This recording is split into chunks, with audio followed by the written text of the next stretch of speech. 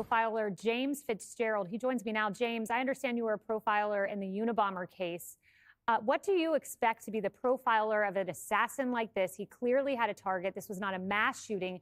It was pinpointed with a specific goal at a specific person.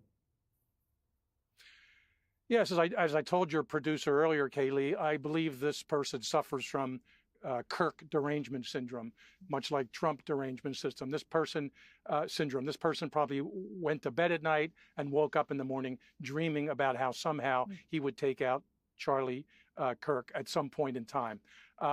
Who even knows? He may have been in one of these college campuses in the last year or two. He may have been someone standing in line or standing in a crowd and didn't like the response that Charlie was giving so eloquently and so logically explaining, his points of view, counterpoints to the other people up there.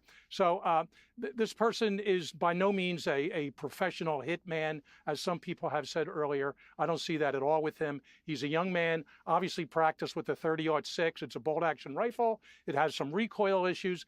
He may have been going, I have ballistic oriented friends. He may have been going for center mass and it went high left. He may have been going for headshot and it went down to the neck, not taking in the 200 yards distance with gravity. So this guy practiced at a range somewhere, and that's part of what the FBI is doing right now. They're going around to every range within 100 miles of there and say, hey, who was practicing in the last month or more with a Mauser type rifle, 30-06, and doing these types of things? But he is not a professional hitman. He's full of venom towards Charlie Kirk and the whole conservative movement. And this was his way of answering responding to Charlie Kirk that he could never do in real time. I do want to bring our viewers a Fox News alert that we do expect an answer to the question I just asked Matt Finn. When will we have a press conference? Well, James, it appears that we will have a press conference within the hour. I presume that means that there's some sort of new information. We've gotten those conflicting reports about the message that was left on the bullet. Nothing to confirm here at Fox News. We don't know the name of the person who is pictured. We know a flood of calls come into the FBI.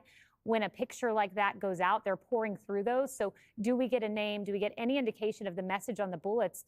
But James, I do want to ask you about that. The message on the bullets, this is something that we've seen as a disturbing trend. We saw this with the Minneapolis shooter who put a message on the bullets. We saw this with Luigi Mangione, who had a political message that he utilized in that killing of the healthcare CEO. What do you make of this newfound message? Is it an attempt to just draw attention to a cause? It does seem to be a relatively new modus operandi for these killers. Well, it's highly derivative. And in World War II, the soldiers would write names on the bombs they're about to drop, against the various enemies. So this is not necessarily new. Obviously, the CEO killer in modern times is the one that started it, and other people follow one another in that regard.